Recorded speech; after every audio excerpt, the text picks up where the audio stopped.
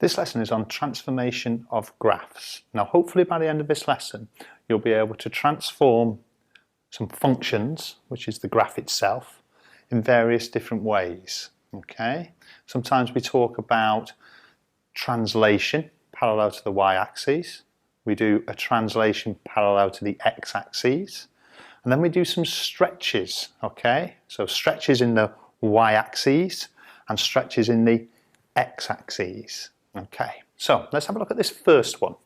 We're looking at a translation parallel to the y-axis. So what does that basically mean? Well, let's just look at this function notation first. Okay, what does this mean? This means it's a function in x. So when we were plotting curves, okay, in that Key Stage 4 lesson using a table of values, all it means is you'd have a function written in terms of x. And what we're doing is we take the original graph here, the original function, and all we're doing is we're adding or taking away a number to that function, and we're looking at what effect that has on that graph of that function. And quite simply, all it does is it shifts the graph up and down depending on the value of that number. Okay?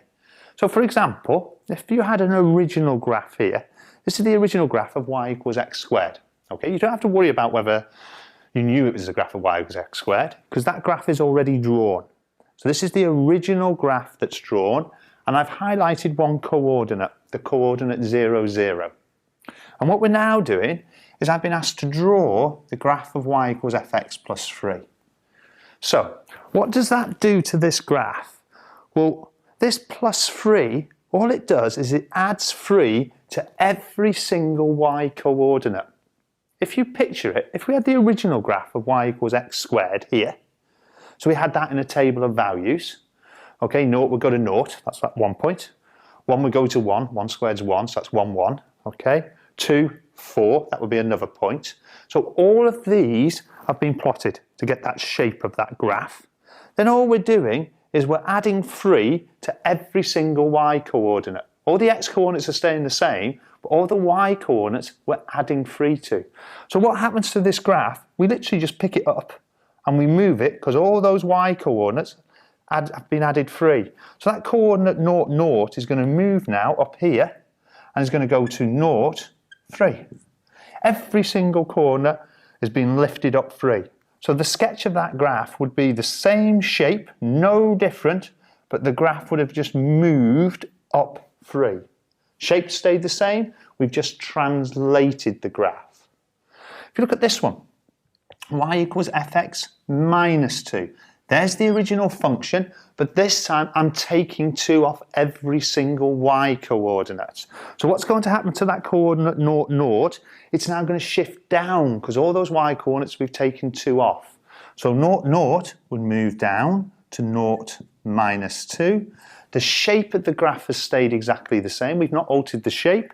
So if I was asked for a sketch of that graph, it would look exactly the same, just being pulled down. If I was asked for the sketch of that graph, it would be exactly the same.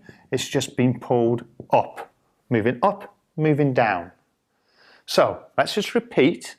If you've got a number which is just at the end of this function, if it's a positive number, it lifts the graph up. If it's a negative number, it takes the graph down. It doesn't alter the shape of the graph. So let's have a look now at this second transformation of a graph. Okay, so remember on that first one we were looking at all it does was altering the y coordinates. It was shifting the graph up, it was shifting the graph down. This is slightly different. What we're doing now is we're looking at a one-way stretch parallel to the y-axis. I prefer really to view it as a stretch in the x-axis. So let's look at our technique. This is the notation, this is the original graph, the original function. And what we're doing this time is we're putting a number in front of the function. So if we're putting a number in front of that function, because there's no sign between these two things, it means we're multiplying the function by that number. Now I know it's a letter, the letter A, but the letter A is standing for any number. Okay?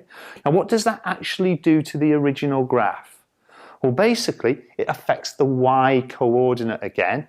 It multiplies the y coordinate by whatever that value of that number is.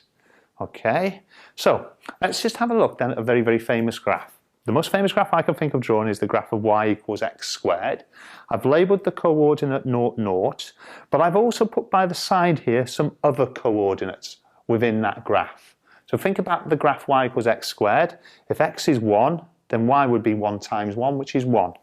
If x is 2, y would be 2 times 2, which is 4, because it's the graph of y equals x squared. If x is 3, y would be 3 times 3, which is 9. Now, let's just have a look at this transformation. What are we doing to the original graph is we're timesing it by 3. What does this do? It multiplies the y coordinate by the value of that number. This number is 3, so it times all those y coordinates by 3. So, let's look at the coordinate 0, 0. Well, the coordinate 0, 0 doesn't shift. Because if you times that y coordinate by 3, it stays as nothing. 0 times 3 is nothing. If you look at 1, 1, that x coordinate will stay exactly the same, but the y coordinate has been times by 3, so 1 times 3 is 3. If you look at the next one, we've got 2, 4. The 2 will stay the same, but that y coordinate will be multiplied by 3. Same with 3, 9. The x coordinate will stay the same, and we multiply that y coordinate by 3 to make 9 3s are 27. Now, let's just plot that just to see a general idea of what's happening to the shape of this graph. Because all of a sudden, the shape of the graph is changing in this transformation. So, 0, 0 stayed exactly the same. If you imagine that's the point 1, 1 there, what are we saying is 1, 1 has now moved to 1, 3. So if I'm going to plot 1, 3, it's going to go back there. If you look at that next coordinate, 2, 4, let's imagine that was the coordinate 2, 4 on the original graph. Where's that 2, 4 moving to? It's moving to 2, 12. So the x coordinate's staying the same, but the y coordinate is getting steeper and steeper. So again, if 3, 9 was here, what would 3, 27 look? It would go here. And the same would apply if I did all these other coordinates here. The only coordinates that are staying exactly the same is that 0, 0. So what's actually happening to the shape of this graph, okay, is it's got shallower or thinner. And what do we call that? We call that a stretch in the x-axis. The x-axis, if you just imagine holding that x-axis there still, what are you doing to that original graph is you're pulling it up, you are stretching it, so it's become thinner. How could I get it to become wider? Well, it just depends on what you're multiplying it by. If you were multiplying it by a number like a half, just have a look what would happen to each of these coordinates now. 0, 0 would still be 0, 0. 1, 1 would go to 1 and then a half. So this time it would go to 1 and a half. 2, 4, because I've got a half in front of it, I have to halve the y coordinate. That would go to 2, 2. 3, 9, the x coordinate will stay the same, but the 9 would go to half of 9, which is 4.5. Let's have a look what would happen then. There's my original 1, 1 has now gone to 1 and a half, so it's here. My original coordinate was 2, 4. There's my 2, 4. It's now gone to 2, 2.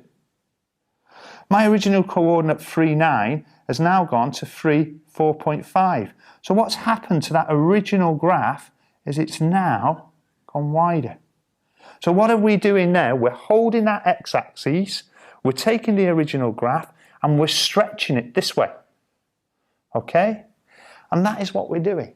All right? We're actually stretching these graphs. So the shape is changing.